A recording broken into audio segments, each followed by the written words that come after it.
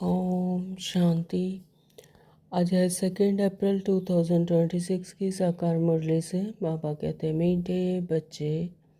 हाँ जी बाबा, पाप की यह वंडरफुल हट्टी है, यानी दुकान है जिस पर सब वैरायटी सामान मिलता है। उस हट्टी के तुम मालिक हो। तो बाबा क्या कहते हैं कि बाप की यह वंडरफुल हट्टी है जिस पर हर सब वैरायटी सामान मिलता है और इस हट्टी के तुम मालिक हो। प्रश्न क्या है, इस वंडरफुल दुकानदार की कॉपी कोई भी नहीं कर सकता है, क्यों? उत्तर है, क्योंकि यह स्वयं ही सर्व खजानों का भंडार है। ज्ञान का, सुख का, शांति का, पवित्रता का, सर्व चीज़ों का सागर है। तो जिसको जो चाहिए वह मिल सकता है। निर्वर्ती मार्ग वालों के पास यह सामान मिल नहीं सकता। प्रवृत्ति मार्ग वालों के पास यह सामान मिल सकता है। निवर्ती मार्ग वालों के पास यह सामान मिल नहीं सकता। कोई भी अपने को बाप समान सागर कह नहीं सकता। तो परमात्मा क्या है? खजानों का सागर। और कोई भी अपने आप को बाप समान सागर कह नहीं सकते। गीत है, तुम्हें पाके हमने जहाँ पा लिया, जमी तो जमी आसमान पा लिया। ओम शांति। ओम शांति बाबा। अब बच्चे बैठे हैं बेहद के बाप के सामने। इनको बेहद का बाप भी कहा जाए तो बेहद का दादा भी कहा जाए। और फिर बेहद के बच्चे बैठे हैं। तो बच्चे बैठे हैं किसके सामने? बेहद के बाप के सामने। इन्हें बेहद का बाप भी कहा जाता है और बाप बेहद का दादा भी कहा जाता है। जब ब्रह्मा बाबा को बाबा कहते हैं तो फिर शिव बाबा दादा हो गए। और जो बच्चे हैं वो बेहद के बच्चे, और बाप बेहद का ज्ञान दे रहे हैं। हद की बातें अब छूटी, देह की संबंधों की, तो इस स्थूल दुनिया की हद की बातें अब छूटी।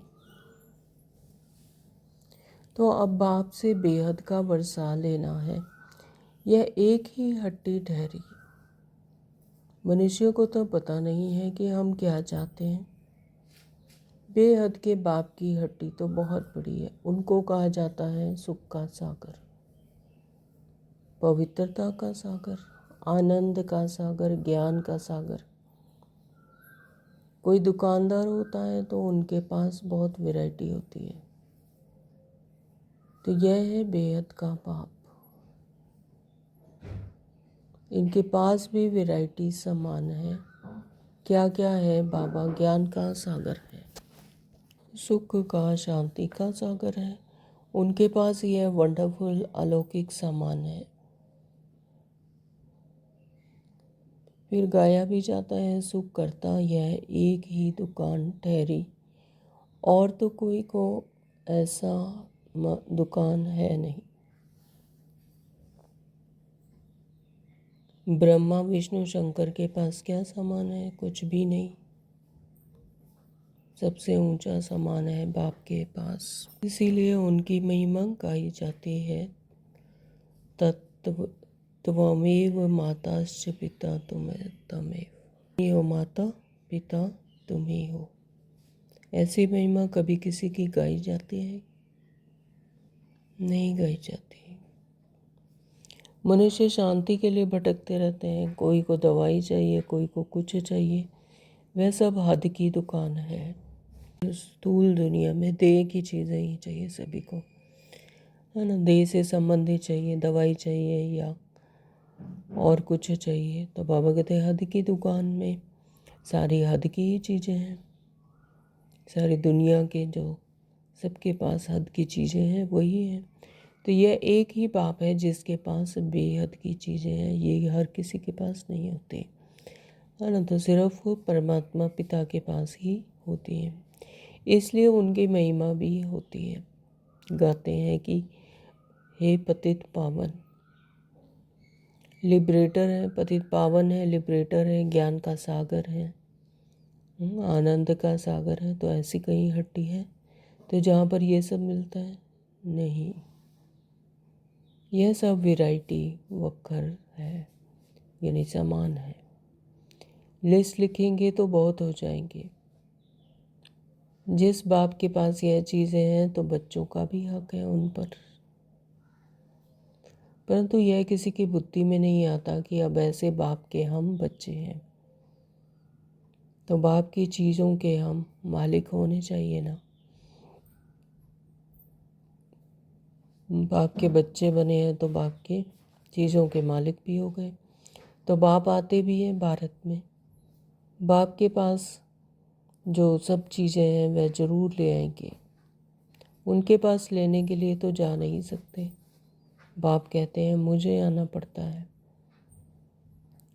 कल्प कल्प कल्प के संगम पर आकर तुमको ये सब चीज़ें दे जाता हूँ। तो ये सब चीज़ें देने के लिए कहाँ आते हैं परमात्मा? इस संगम युग पर सम्मुख आते हैं, सम्मुख आकर हम आत्माओं को भरपूर करते हैं, ये चीज़ें देते हैं। हम जो तुम्हारा वक्र देता हूँ, तुमको वक्र देता हूँ, यानी ये सामान देता हूँ, तो वह फिर कभी नहीं मिल सकता। आधा कल्प के लिए तुम्हारे भंडारे भर जाते हैं। ऐसी कोई अप्राप्त वस्तु नहीं रहती जिसके कारण पुकारना पड़े।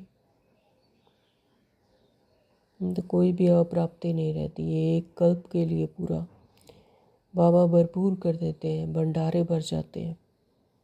ड्रामा प्लान अनुसार तुम सब वर्षा लेकर फिर धीरे धीरे सीढ़ी उतरते हो, तो नई दुनिया में जाते हो, फिर अपनी राज्य भाग्य पाते हो। वर्षा लेकर फिर तुम धीरे धीरे सीढ़ी उतरते हो, तो यानी चारों योगों में भ्रमण करते हो। तो पुनर्जन्म भी जरूर लेना पड़े, 84 जन्म भी लेना है। 84 का चक्र कहते हैं, परंतु अर्थ नहीं समझते। 84 के बदले 84 लाख जन्म कह देते हैं। माया भूल करा देती है, यह भी तुम समझते हो, फिर तो यह सब भूल जाएंगे। तो यहाँ पर ही याद रहता है संगम युग पर, तो लेकिन सतयुग में तो यह सब भूल जाएंगे। इस समय वक्र लेते हो तो ये सब सामान जो बाबा देते हैं, सुख शांति आनंद, तो ये भी इसी समय लेते हैं। सतयुग में तो रजाई करते हैं, परंतु उन्हों को यह भी पता नहीं रहता कि यह रजाई तुमको हमको किसने दी, है ना। तो यह भी नहीं याद रहता कि हमें यह रजाई हमें परमात्मा ने आकर संगम युग पर सम्मुख आकर दी, है ना। तो ये भी याद नहीं रहता। लक्ष्मी नारायण का राज्य कब था? स्वर्ग के सुख गाए भी जाते हैं, सब किस्म के सुख देते हैं, इससे जास्ती कोई सुख होता नहीं। तो ये सब किस्म के सुख देते हैं स्वर्ग में, इससे जास्ती बाबा कहते हैं कि कोई सुख होता ही नहीं। वहाँ पे भरपूर है, भरपूरता है, संपन्नता है। फिर वह सुख भी प्राय लोप हो जाता है। आधा कल्प के बाद रावण आकर सब सुख छीन लेते हैं। तो यानी द्वापर युग से जब मैं मेरा लगाते हैं, जब अपने आप को भूल जाते हैं, अपने मूल गुणों को भूल जाते हैं, तो फिर रावण आकर सब सुख छीन लेते हैं, यानी विकार आके सब सुख छीन लेते हैं। तो किसको गुस्सा करते हैं? तो कहते हैं तेरी कला काया ही खत्म हो गई है। इस स्थूल दुनिया में भी अगर किसी को गुस्सा करते हैं तो कहते हैं कि तेरी तो कला और काया ही खत्म हो गई है। तो तुम भी जो सर्वगुण संपन्न 16 कला संपूर्ण थे, वह कलाएं सब खत्म हो गई हैं। एक बाप के सिवाय और कोई की इतनी महिमा नहीं है। कहते हैं ना, पैसा हो तो लाड़काना घुमाओ। तो तरह तरह की बातें इस स्थूल दुनिया में बनाते हैं। कहते हैं कि पैसे को ही सब कुछ माना है, तो कहते हैं कि पैसा हो तो लाड़काना घूम कर आओ। तो एक बाप के सिवाय और कोई की इतनी महिमा नहीं है। तुम विचार करो कि स्वर्ग में कितना अकिचार तरह की भरपूरता थी, धन माल था। अभी वह थोड़ी है, वह थोड़ी ही है। बाबा कहते हैं सब गुम हो जाता है। धर्म भ्रष्ट कर्म भ्रष्ट बन जाते हैं। ना धर्म है ना कर्म है, तो सब भ्रष्ट हो गए। जैसे आत्मा की स्थिति होती है, आत्मा की अवस्था होती है, वैसे ही मैनिफेस्ट होता है, वैसे ही सब कुछ गुम हो जाता है। क्यों? क्योंकि आत्मा लोअर कॉन्शियसनेस में आ जाती है। उसे अपनी कॉन्शियसनेस ही नहीं है, अपनी कॉन्शियस नहीं है, तो धन माल भी गुम हो जाता है। फिर नीचे गिरने लग पड़ते हैं। बाप समझाते हैं, तुमको इतना धन दिया, तुमको हीरे जैसा बनाया, फिर तुमने धन माल कहाँ गवा दिया। तो बाबा अपनी उच्चतम अवस्था में जब पहुंचाते हैं आत्मा की, तो ये प्रकृति भी सतो प्रदान हो जाती है। हर तरह का सुख शांति आनंद मिलता है ना। तो वही मैनिफेस्ट होता है। जैसे आत्मा की स्थिति होती है, अवस्था होती है, फिर बाहर भी वैसे ही भरपूरता होती है, धन माल होता है। तो बाबा कहते हैं तुमने धन माल कहाँ गवा दिया, यानी अपनी कॉन्शियसनेस से गिरे, तो फिर बाहर भी ऐसा ही मैनिफेस्ट हुआ।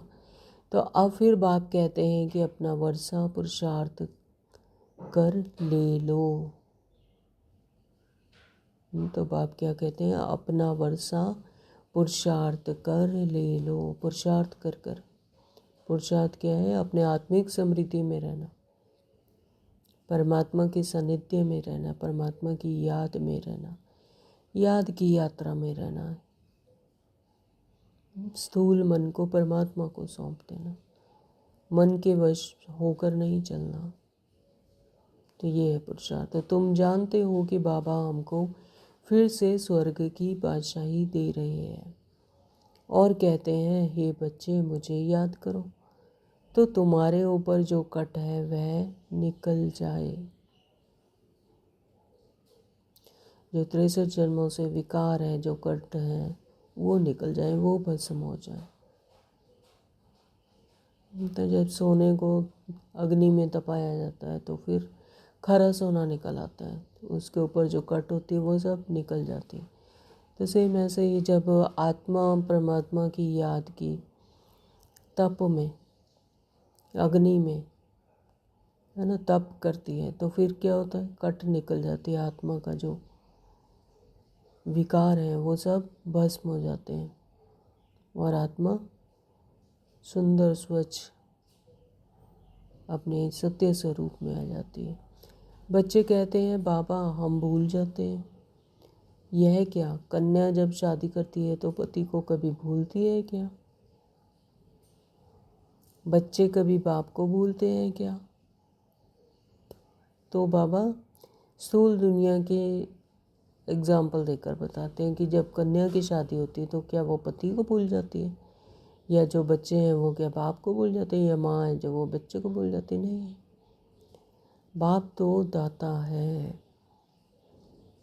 वर्षा बच्चों को लेना है तो ज़रूर याद करना पड़े। बाप समझाते हैं, मीठे मीठे सिखलते बच्चे याद की यात्रा में रहेंगे तो विक्रम विनाश होंगे, और कोई उपाय नहीं है। भक्ति मार्ग में तीर्थ यात्रा, ज्ञान, गंगा स्नान आदि जो करते आए हो, तो सीढ़ी नीचे उतरते ही आए हो, ऊपर तो चढ़ ही नहीं सकते। ला नहीं कहता, सबकी उतरती कला ही है। यह जो कहते हैं कि फलाना मुक्ति में गया, वह सब झूठ बोलते हैं। वापस कोई जा नहीं सकते। बाबा आया ही है तुमको 16 कला संपूर्ण बनाने। तुम ही गाते थे कि मुझ निर्गुणहारे में कोई गुण नहीं, तो अभी तुम जानते हो कि बाप गुणवान बनाते हैं। तो जितना जितना याद की यात्रा में रहते हैं, है ना, तो बाबा हमें क्या बनाते हैं? गुणवान बनाते हैं। गुणों की शक्ति, गुण और शक्तियाँ देते हैं, संपन्न बनाते हैं, जैसे आत्मा अपनी हाईएस्ट कॉन्शियसनेस में पहुँचती है। तो हम ही गुणवान पूज्य थे, हमने वर्षा लिया था। 5000 वर्ष हुए, बाप भी कहते हैं कि तुमको वर्षा देकर गए थे। शिव जयंती, रक्षाबंधन, दशहरा आदि मनाते भी हैं, फिर भी कुछ समझते नहीं हैं, सब कुछ भूल जाते हैं। फिर बाप आकर याद दिलाते हैं, तुम ही थे, फिर तुमने सारा राज्य भाग्य गवाया है। यानी अपनी आत्मिक समृद्धि को ही बुला दिया, तो फिर अपना राज्य भाग्य गंवाया है। तो बाप समझाते हैं, तो अब यह सारी दुनिया पुरानी जड़ जड़ी भूत है। तो अब यह सारी दुनिया पुरानी जड़ जड़ी भूत है। दुनिया तो यही है, यही भारत नया था, अब पुराना हुआ। और तो जैसे जैसे अपने कॉन्शियसनेस, आत्मा की हायर कॉन्शियसनेस लोअर फ्रिक्वेंसी में आती है, लोअर कॉन्शियसनेस में आती है, तो फिर ये बाहर की प्रकृति, बाहर का वातावरण, वायुमंडल, ये सब भी क्या होता जाता है? पुराना होता जाता है। स्वर्ग में सदा सुख होता है। फिर द्वापर से जब दुख शुरू होता है, तब यह वेद शास्त्र आदि बनते हैं। भक्ति करते करते जब तुम भक्ति पूरी करो, तब भगवान आए ना। ब्रह्मा का दिन, ब्रह्मा की रात, आधा आधा होगा ना। ज्ञान दिन, भक्ति रात। ज्ञान क्या है? दिन है, सोच रहा है, अपने आप की स्मृति है, अपना सत्य स्वरूप है। और भक्ति क्या है? रात, जब अपने आप को भूल गए, अपने ही जड़ चित्रों की पूजा करने लगे, अपने ही जड़ चित्रों से अपने ही मूर्तियां बनाकर पूजा करने लगे, मांगने लगे। तो भक्ति क्या है? रात, यानी अज्ञानता। तो उन्होंने तो कल्प की आयु उल्टी सुल्टी कर दी है। तो पहले पहले तुम सबको बाप की महिमा बैठ सुनाओ। तो कल्प की आयु उल्टी सुल्टी करती है, क्योंकि अपने आप की ही पहचान नहीं है, तो परमात्मा की पहचान नहीं, तो कल्प को भी नहीं पहचानते। तो लाखों वर्ष कह दिया। तो पहले पहले तो सबको बाप की महिमा बैठ सुनाओ। बाप ज्ञान का सागर, शांति का सागर है। श्री कृष्ण को थोड़ी कहेंगे कि निराकार, पतित पावन, सुख का सागर, नहीं, उनकी महिमा ही अलग है। तो रात दिन का फर्क है। श्री कृष्ण क्या है? First Prince of the world and supreme creation of the God. तो लेकिन उन्हें भगवान नहीं कहा जा सकता, उन्हें पतित पावन नहीं कह सकते, सुख का सागर नहीं कहेंगे, उनकी महिमा अलग है। रात दिन का फर्क है। शिव को कहते ही हैं बाबा। श्री कृष्ण बाबा अक्षर ही नहीं शोभता। श्री कृष्ण को तो बाबा नहीं कहते, पिता नहीं कहते। श्री कृष्ण को बाबा अक्षर ही नहीं शोभता। कितनी बड़ी भूल है। फिर छोटी छोटी भूलें करते हैं, 100% भूल गए हैं। बाप कहते हैं सन्यासियों से कभी यह सौदा मिल ना सके।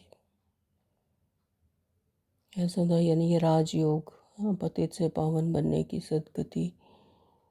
तो यह सौदा बाबा कहते हैं कि सन्यासियों से कभी भी मिल नहीं सकता। सुख, शांति, आनंद, वह है ही निवृत्ति मार्ग।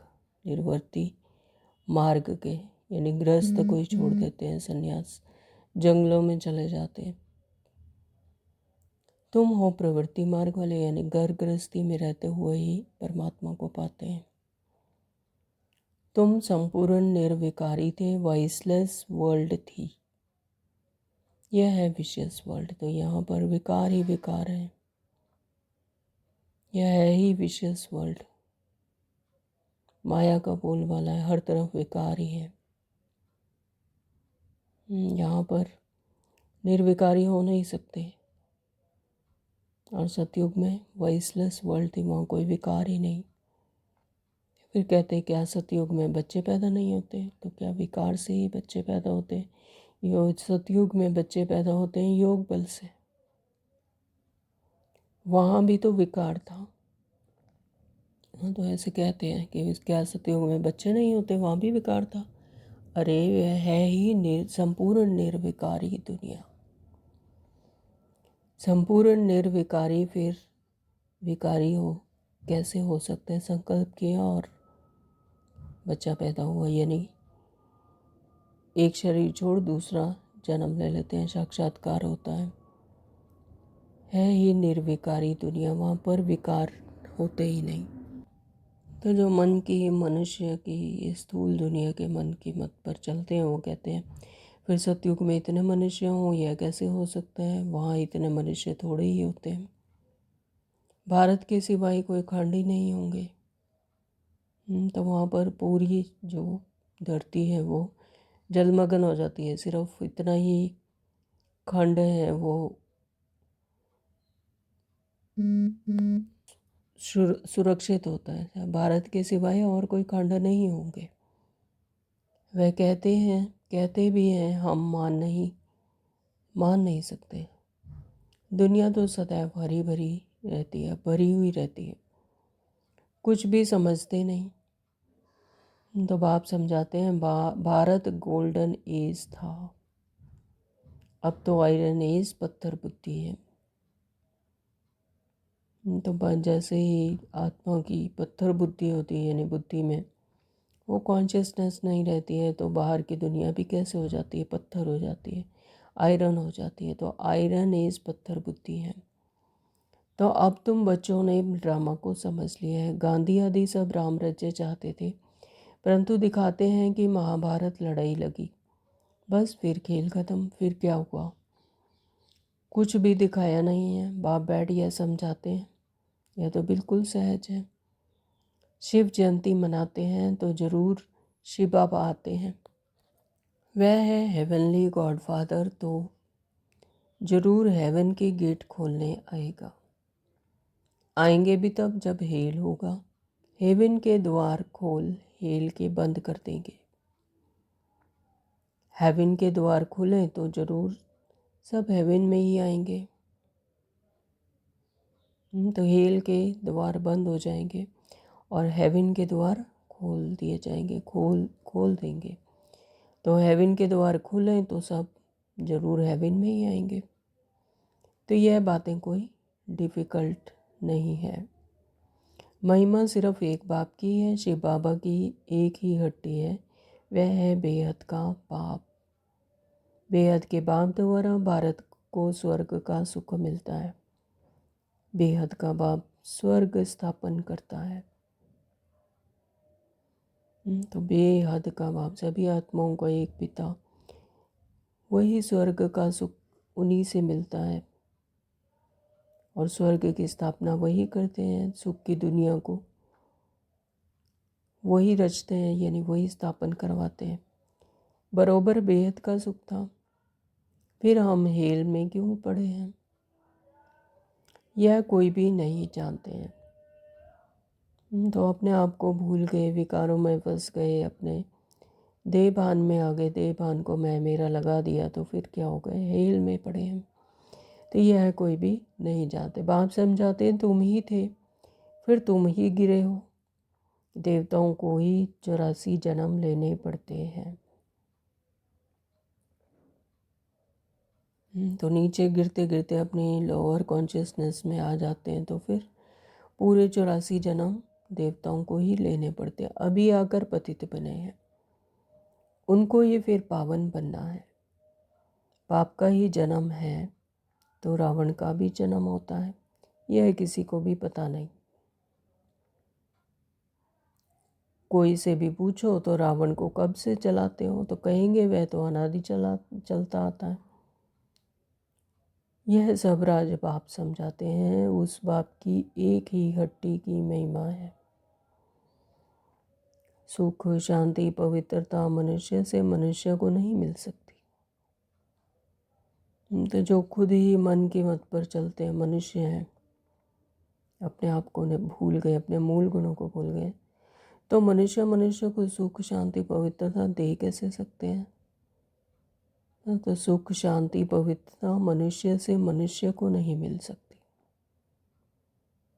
सिर्फ एक को थोड़ी ही शांति मिली थी। यह झूठ बोलते हैं कि फलाने से शांति मिली। अरे शांति तो मिलनी है शांति धाम में। हाँ, तो यहाँ पर शांति है ही नहीं। ये क्या है, झूठ खंड है। शांति मिलनी है शांति धाम में। यहाँ तो एक को शांति होगी, फिर दूसरा शांत करेंगे तो शांति में रह ना सके। यह है ही अशांत दुनिया, दुख की दुनिया, दर्द की दुनिया। तो यहाँ पर शांति कैसे होगी? यहाँ शांत है ही नहीं, शांति है ही नहीं। यहाँ तो एक को शांति होगी तो फिर दूसरा शांत करेंगे तो शांति में रह ना सके। सुख शांति पवित्रता सब चीज़ों का व्यापारी एक ही शिव बाबा है। तो शांति और पवित्रता का देने वाला कौन है? शिव बाबा। उनसे कोई आकर व्यापार करे। बाबा कहते हैं कि व्यापारी है, हमारे विकारों को ले लेते हैं और हमें सुख शांति की दुनिया देते हैं। व्यापारी एक ही शिव बाबा है, उनसे कोई आकर व्यापार करे। उनको कहा ही जाता है सौदागर। पवित्रता सुख शांति संपत्ति सब कुछ उनके पास है। अप्राप्त कोई वस्तु नहीं। स्वर्ग का तुम राज्य पाते हो, बाप तो देने आए हैं, लेने वाले लेते लेते थक जाते हैं। मैं आता ही हूँ देने के लिए और तुम ठंडे पड़ जाते हो लेने में। तो बाबा कहते हैं मैं तो तुम्हें देने के लिए ही आया हूँ, मेरा पार्ट है तुम्हें देने के लिए। इस समय संगम युग पर आता हूँ, लेकिन तुम ठंडे पड़ जाते हो, यानी तुम ज्ञान धारण नहीं करते। हाँ, बाप तो देने आए हैं, लेने वाले लेते लेते थक जाते हैं। बच्चे कहते हैं बाबा माया के तूफान आते हैं। हाँ, पद भी तो बहुत ऊंचा पाना है। तो माया तो तूफान लाएगी, माया तो लड़ाई करेगी। हाँ, अपनी तरफ से पूरा जोर लगाती है। तो बाबा कहते हैं पद भी तो बहुत ऊंचा पाना है। तो ये कोई मासी का घर तो नहीं, इतना इजी काम तो नहीं है। तो स्वर्ग के मालिक बनते हो, यह कम बात है क्या? स्वर्ग के मालिक बनते हो तो उसके लिए तो पुरुषार्थ चाहिए। तो माया अपनी तरफ से पूरा पॉम्प शो दिखाती है, पूरा जोर लगाती है। तो यह कोई कम बात है क्या? तो मेहनत करनी है, श्रीमत पर चलते रहो।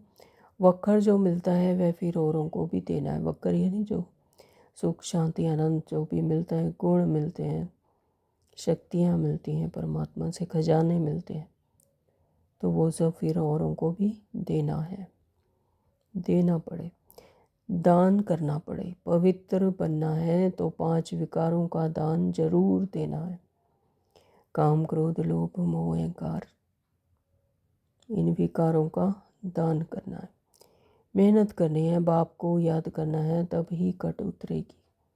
मुख्य है याद। प्रतिज्ञा बल करो कि बाबा हम विकार में नहीं जाएंगे, किसी पर क्रोध में नहीं करेंगे, परंतु याद में जरूर रहना है। नहीं तो इतने पाप कैसे विनाश होंगे। बाकी नॉलेज तो बड़ी सहज है। 84 जन्म का चक्र कैसे लगाया है यह किसी को भी तुम समझा सकते हो।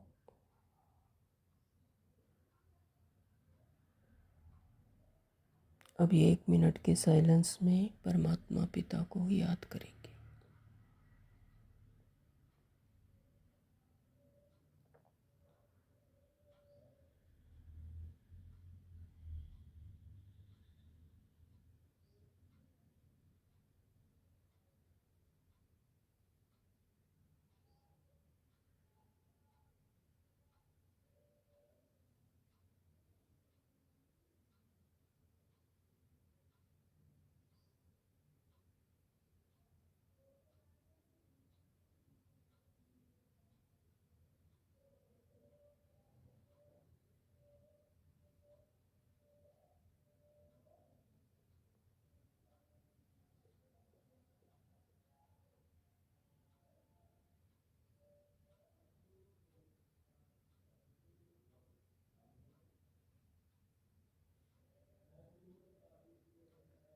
ओम शांति।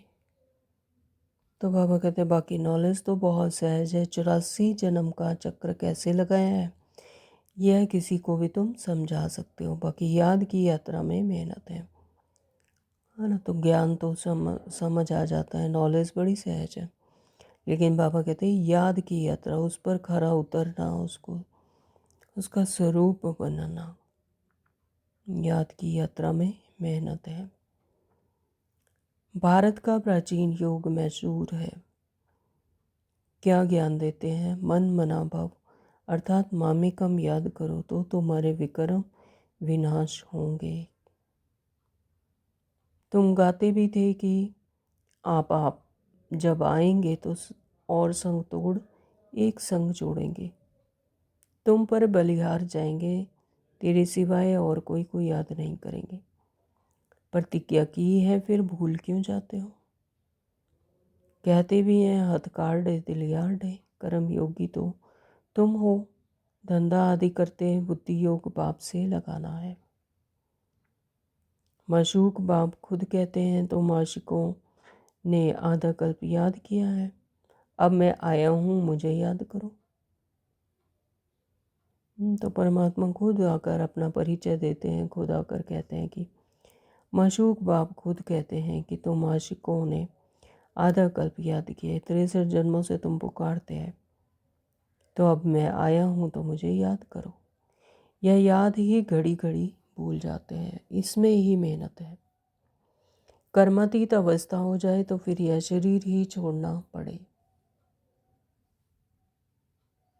तो कर्मातीत अवस्था होगी तो फिर यह शरीर ही छोड़ना पड़े, यानी कर्मों से अतीत, यानी कर्म का कोई हिसाब किताब बंधन ना रहे, तो फिर यह शरीर ही छोड़ना पड़े। जब राजधानी स्थापन हो जाएगी तब तुम कर्मातीत अवस्था को पाएंगे।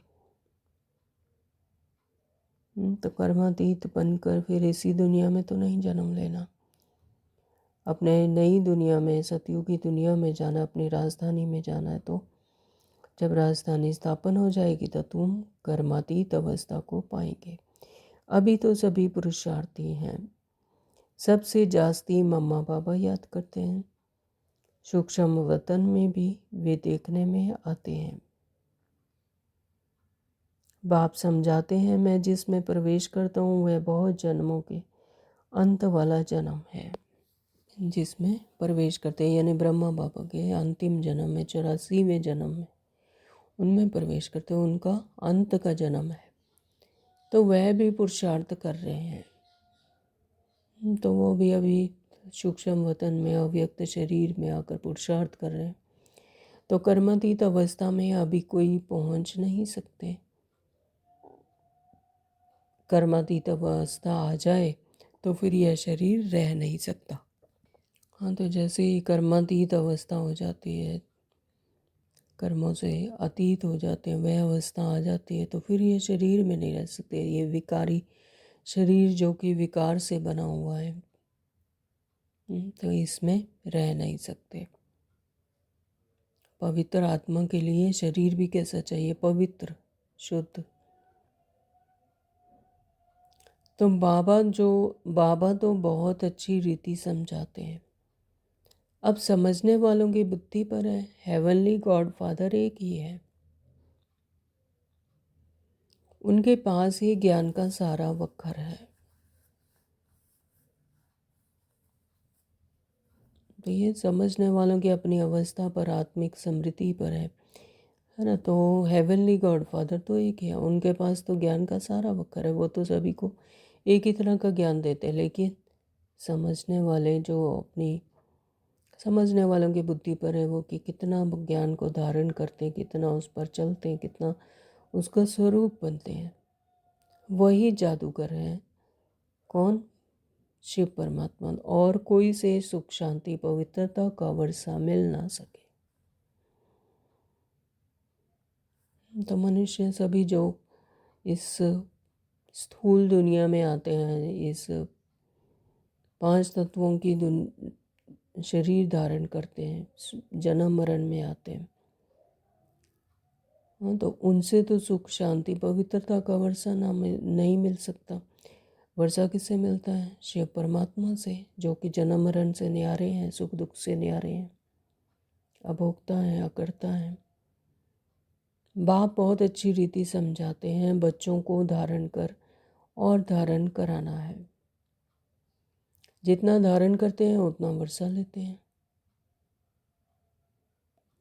जितना धारणा करते हैं उतना ही वर्षा लेते हैं, जितना पुरुषार्थ करते हैं तो उतना उच्च पद लेते हैं। दिन प्रतिदिन बहुत तरावटी माल मिलता है, यानी बहुत गुड क्वालिटी का माल मिलता है, यानी ज्ञान मिलता है। लक्ष्मी नारायण देखो कितने मीठे हैं, उन जैसा मीठा बनना चाहिए।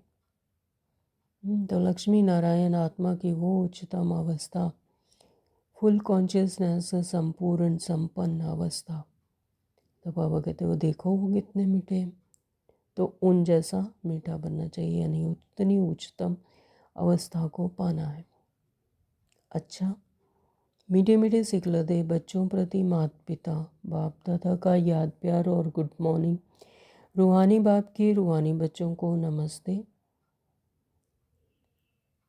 और हम रूहानी बच्चों की रूहानी माता पिता बाप दादा को याद प्यार और गुड मॉर्निंग। नमस्ते जी, नमस्ते जी, नमस्ते जी। शुक्रिया मेरे मीठे बाबा, आपका बहुत बहुत शुक्रिया। बाबा कहते हैं और कोई भी सत्संग में ऐसे कहते हैं क्या? यह हमारी बिल्कुल ही नई भाषा है जिसको स्पिरिचुअल नॉलेज कहा जाता है। अच्छा, धारणा के लिए मुख्य सार में नंबर 1 बाबा ने कहा कि बाप द्वारा जो सुख शांति पवित्रता का वक्कर मिला है वह सबको देना है। तो जो भी बाबा से मिला है, गुण शक्तियाँ, खजाने, सुख शांति पवित्रता का जो वक्कर मिला है, यानी जो सामान मिला है, तो वह सबको देना है। पहले विकारों का दान दे पवित्र बनना है, फिर अविनाशी ज्ञान धन का दान करना है। तो पहले तो अपने ही विकारों को दान दे पवित्र बनना है। दान किसको देना है? परमपिता परमात्मा को दे देना है, समर्पित करना है, फिर पवित्र बनना है, और फिर अविनाशी ज्ञान धन का दान करना है। नंबर 2 बाबा ने कहा देवताओं जैसा मीठा बनना है। देवता क्या है? देने वाले। हाँ, तो है भी मीठे मधुर। देवताओं जैसा मीठा बनना है। जो बाप दादा से प्रतिज्ञा की है उसे सदा याद रखना है। तो बाबा से प्रतिज्ञा की है कि बाप समान बनने की।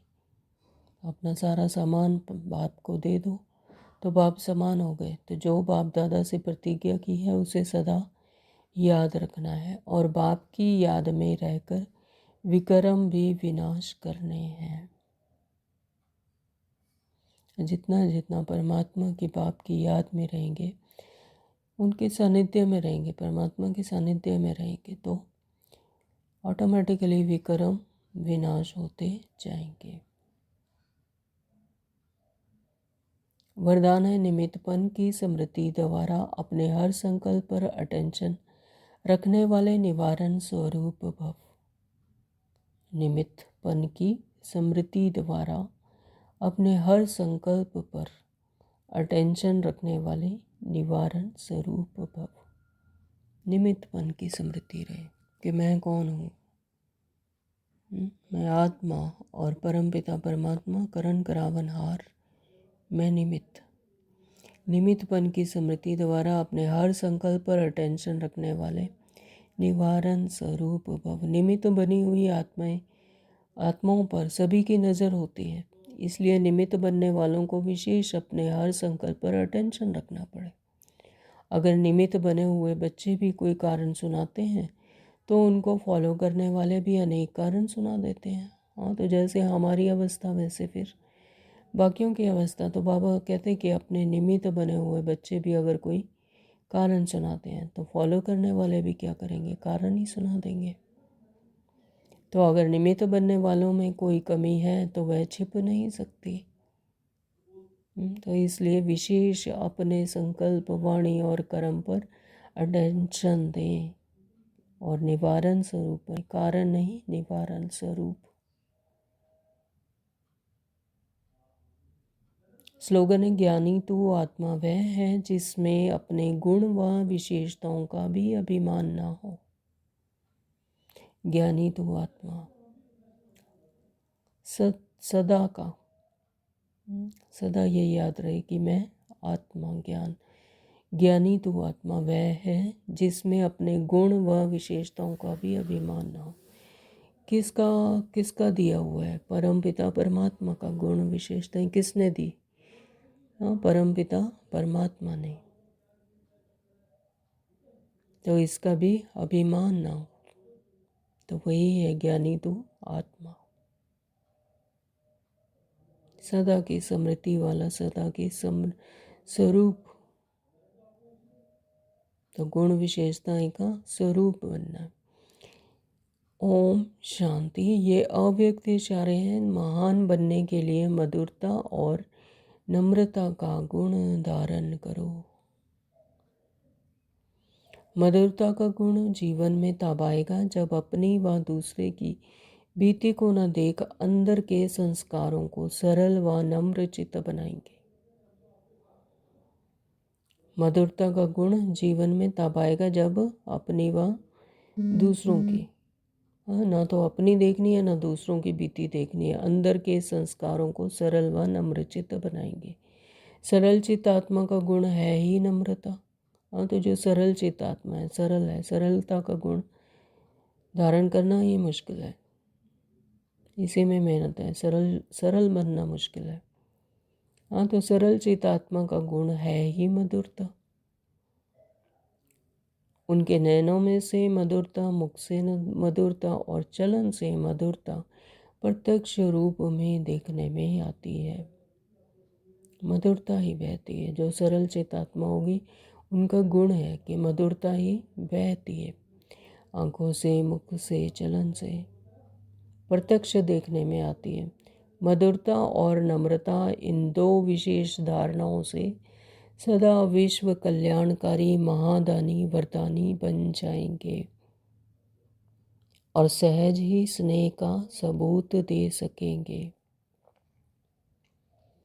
तो कौन कौन से गुण धारण करने हैं? मधुरता और नम्रता, ये दो विशेषताएं धारण कर ली तो विश्व कल्याणकारी महादानी वरदानी बन जाएंगे और सहज ही स्नेह का सबूत दे सकेंगे। तो आज सारा दिन इन्हीं दोनों गुणों पर अटेंशन देंगे कि मैं आत्मा कितनी मधुरता में रहती हूँ, कितनी नम्र चित्त हूँ।